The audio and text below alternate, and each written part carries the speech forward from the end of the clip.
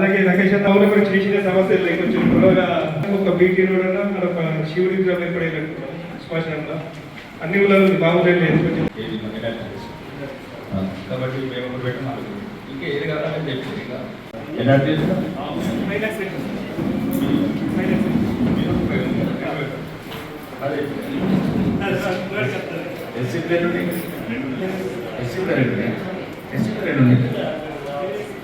ఇప్పుడు మొత్తం అంటే మొత్తం ఇప్పుడు ఎమ్మెల్యే కూడా అయిపోతుంది పర్టికులర్ మాత్రం ఎవరంటే వేరే కంటెంట్ పడితే పర్టికులర్ మాత్రం కంటెంట్ చెప్పిన గ్రామస్తులు నిర్ణయించుకోండి. ఇప్పుడైతే ఆలూరుకు గుత్పెకు డబుల్ రోడ్ శాంక్షన్ అయింది, అయిపోతే వర్క్ చాలా అవుతుంది. ఆలూరుకు కల్లెడకు డబుల్ రోడ్ శాంక్షన్ అయిపోయింది, అది వర్క్ చాలా అవుతుంది అయిపోయింది. ఇప్పుడు ఇంకొక 2 కోట్లు పెట్టాను ఆలూరుకు బైపాస్. ఈ బైపాస్ అనేది మీరు కొద్దిగా నిర్ణయించుకోండి గ్రామస్తులు. అంటే ఇప్పుడు ఎట్లయితే వెలుమలకు ఉన్నదో వెలుమల అట్లా అంటే మీకు వెలుమల తెచ్చవడం కాదు, వెలుమలకి ఎట్లా ఊరు బయటకి ఇట్లా ఫ్రీగా పోతుంది. ఇప్పుడు అది ఎప్పుడో మీరు గ్రామీణ అవసరాలకు ఎట్లా లోపలికి వెళ్ళకి వెళ్ళి ఇప్పుడు 2 కోట్లు నేను శాంక్షన్ చేసి పెడతాను. మీరు ఇంకేదైనా ప్లాన్ చేసుకుంటే ఇంకా భవిష్యత్తులో వర్క్ చేసుకున్న ఆలూరు ఊరంతా కొద్దిగా అయిపోయింది లోపల.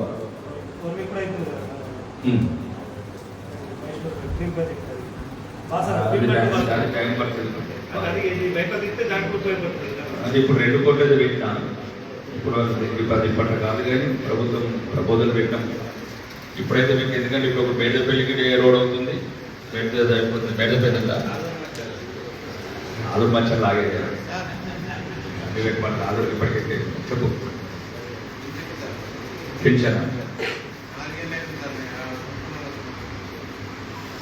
పింఛన్లు మాత్రం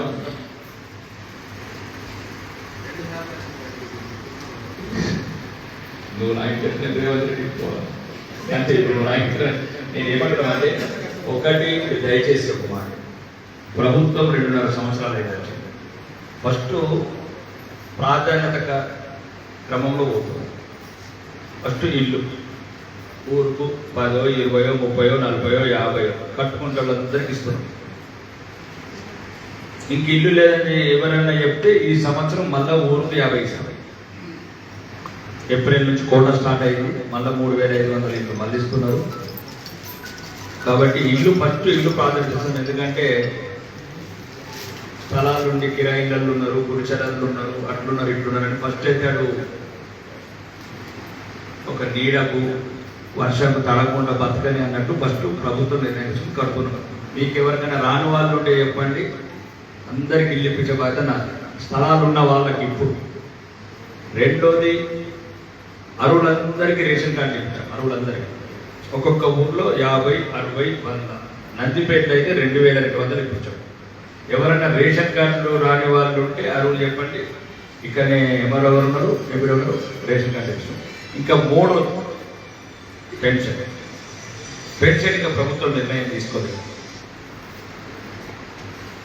అది మేము ఎమ్మెల్యేగా తీసుకోలేదు. గౌరవనీయ ముఖ్యమంత్రి రేవంత్ రెడ్డి గారు, ఉప ముఖ్యమంత్రి, ఆర్థిక శాఖ మంత్రి బట్టి విక్రమార్క ఆ తాళంచీలు వాళ్ళ దగ్గర ఉంటాయి 2. వాళ్ళు ఎప్పుడైతే కంప్యూటర్ ఓపెన్ చేస్తారో ప్రభుత్వం నిర్ణయం తీసుకుంటుందో స్లాట్స్ ఓపెన్స్ అవుతాయి. అప్పుడు అరువులందరూ అప్లై చేసుకోండి. అంతే, స్లాట్స్ అయినా ఇప్పుడు ఓపెన్ కాదు. స్లాట్స్ ఓపెన్ అయితే కూడా ఒక చిన్న దొడ్డు లెక్క చెప్తున్నాను. గ్రామీణ ప్రాంతంలో మీకు మీ సేవ కాడ క్యూలు కడతారు.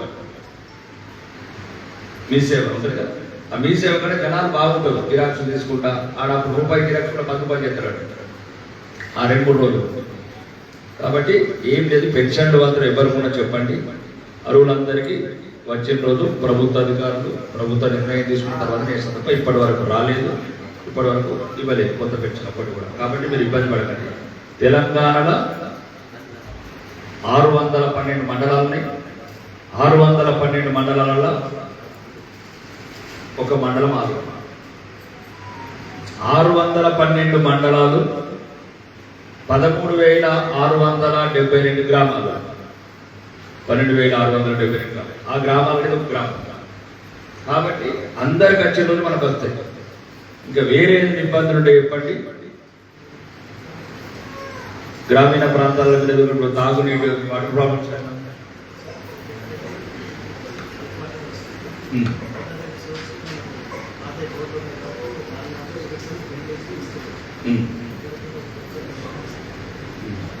మన ఊర్లో ఏమైనా నీళ్ళకి ఏమైనా ప్రాబ్లం ఉందా?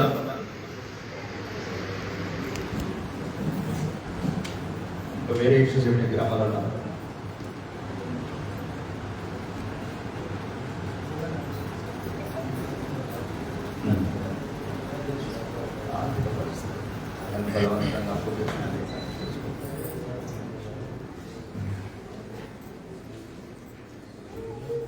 ఈరోజు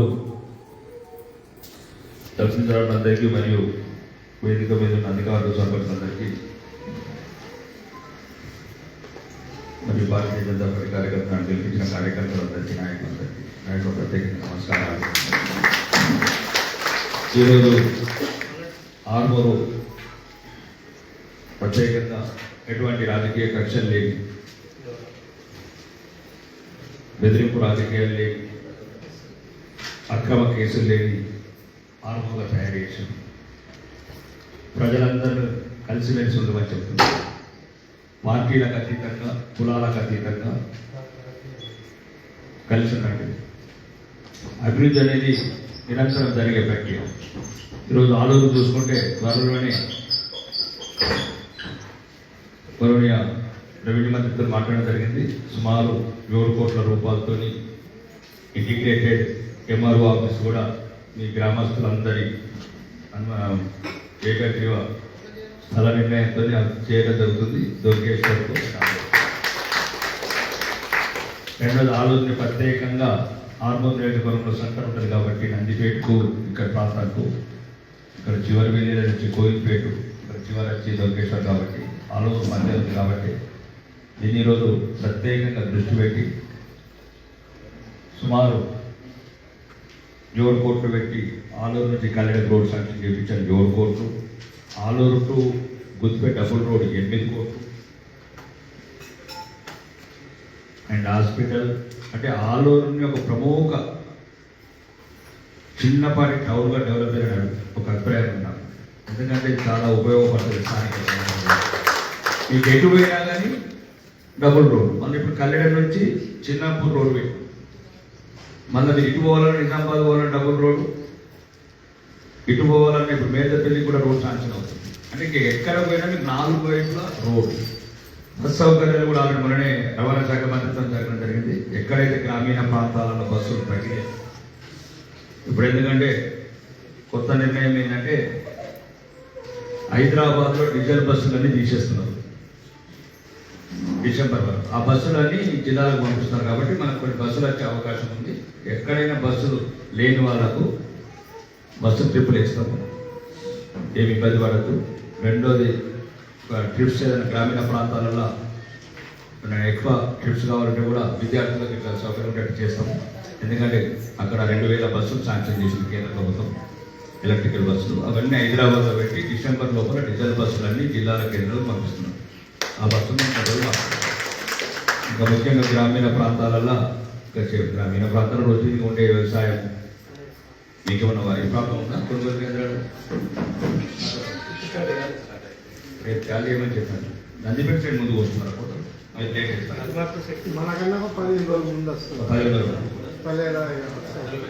కాబట్టి నిన్ననే కలెక్టర్ గారితో మాట్లాడడం జరిగింది. అక్కడ కొద్ది నందిపేట ప్రాంతంలో కూడా రైతులు ముందు 10 రోజుల ముందు కోతులకు వచ్చినాయి కాబట్టి కొనుగోలు కేంద్రాలు వెంటనే ప్రారంభించడం చెప్పడం జరిగింది. ఇంకా నీటి మీకు ఎప్పుడన్నా ఎండాకాలం వచ్చింది కాబట్టి తాగునీటికి ఇబ్బంది ఉంటే అధికారులు వెంటనే సంప్రదించండి. ఒకవేళ మీకు అధికారులు సంప్రదించకపోతే నా దగ్గరికి రండి, ఒకే రోజులో కోర్టు మీకు ప్రయత్నం చేస్తాం. తాగునీటికి ఎటువంటి ఇబ్బంది రాకూడదు. ఇక ఊర్లో ప్రతి విలేజ్ కూడా రోడ్ శాంక్షన్ చేయించాము ఆల్రెడీ. మీ గ్రామీణ ప్రాంతాలలో ఒక్కొక్క ఊరికి 2 రోడ్లు వస్తాయి, ఒక డ్రైనేజ్, ఒక రోడ్డు, 2, 3 ఎక్కడైనా మీ గ్రామాలలో సర్పంచ్ని అడగండి, విలేజ్ సెక్రటరీని అడగండి, కొద్దిగా మాట్లాడడం నేర్చుకోండి, కొద్దిగా గ్రామ పంచాయతీ ఓటర్ నేర్చుకోండి. మా డ్రైనేజ్ క్లీన్ లేదని చెప్పండి, స్ట్రీట్ లైట్ లేవు వస్తలేవని చెప్పండి. మీ ఇంట్లో మీరు మీ టీవీ చూసుకుంటా ఫోన్ చూసుకుంటా కూర్చుంటే ఆ గడ్డలు అట్లనే ఉంటాయి, ఆ రోడ్లు అట్లనే ఉంటాయి, ఊర్లు అట్లనే ఉంటాయి. కొద్దిగా మాట్లాడడం కూడా నేర్చుకోండి, అడగడం కూడా నేర్చుకోండి. మరీ ముఖ్యంగా మహిళలకు చెప్తున్నా, మీరు మాట్లాడాలి. ఎందుకంటే పిల్లల్ని మంచిగా చదివించుకోండి. మీరు మీ కుటుంబం మీ పిల్లలు బాగుంటేనే ఈ దేశం బాగుంటుంది. మీ మీద ఆధారపడుతుంది. పిల్లలకు కూడా కొద్దిగా డ్రగ్స్ కేసు ఉన్నాం, ఎంజాయ్ చేస్తున్న కేసు ఈ ఆలూరు మీద స్పెషల్ ఫోకస్ పెట్టాము. ఆలూరు మీద స్పెషల్ ఫోకస్ పెట్టాము. అదే గంజాయి మాత్రం ఎట్టి పరిస్థితుల్లో కూడా మహిళలకు ప్రత్యేకంగా చెప్తున్నాము. పిల్లలు బాగా పాడైపోతున్నారు. ఎక్కడ కూడా మీ ఇళ్ళల్లో పిల్లలు ఉంటే ఎట్టి పర్సెంట్ని కంట్రోల్ చేయండి. ఏదైనా సమస్య ఉంటే మాకు చెప్పండి. వాళ్ళు ఎవరెవరైతే గంజాయి సప్లై చేస్తుందో అధికారులకు చెప్పి కనెక్ట్ చేయిస్తుంది. నేను ఎమ్మెల్యే అయినప్పుడు ఆలూరు మండలంలో చాలా ఇబ్బందికరమైన పరిస్థితి. మా డాటా ప్రకారం ఒక్కొక్క ఊరిలో 20 మంది పిల్లలు, ఒక్కొక్క ఊరిలో 30 మంది పిల్లలు మ్యాక్సిమంగా కంట్రోల్ చేయండి.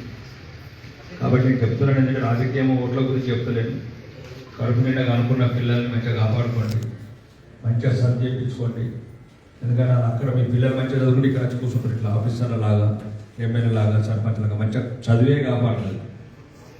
లేని వారికి భూముల కన్నా, బంగ్లాల కన్నా, బంగారం కన్నా కడుపు నిండా అనుకున్న సంతానం వారికి మంచి చదువు చెప్తేనే వారు ప్రయోజకులు అవుతారు.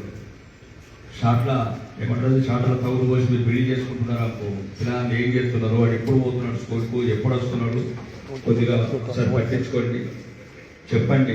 కష్టపడితే మంచి భవిష్యత్తు ఉంటుంది. ఇక్కడ మొత్తం కలుపు కోసలు ఉన్నాయి, తగ్గినాయి. ఇప్పుడు ఒకప్పుడంతా ఊరికి 20, 30, 50 మంది ఎంతమంది నరకయాత్ర అనుభవించారు ఆడవాళ్ళు, భర్తలను లేక. ఎవరో 3 ఏళ్ళకి ఒకసారి వచ్చి పిల్లలను స్కూళ్ళు లేకుండా ఏం లేకుండే. ఇప్పుడు అన్న కొద్దిగా కలుపు వరుసలు తగ్గినాయి.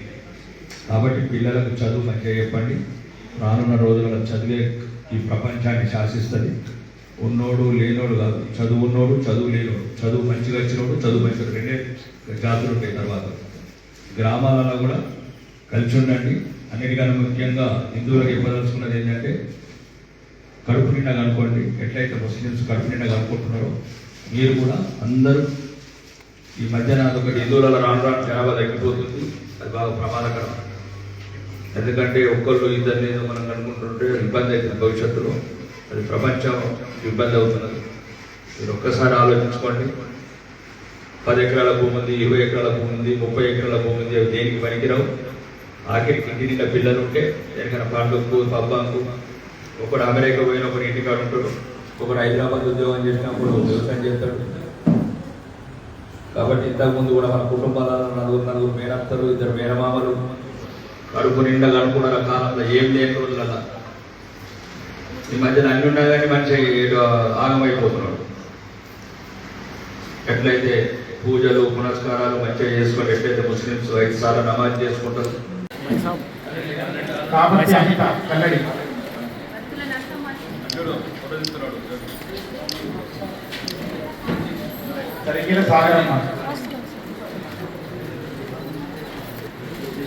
సరోజన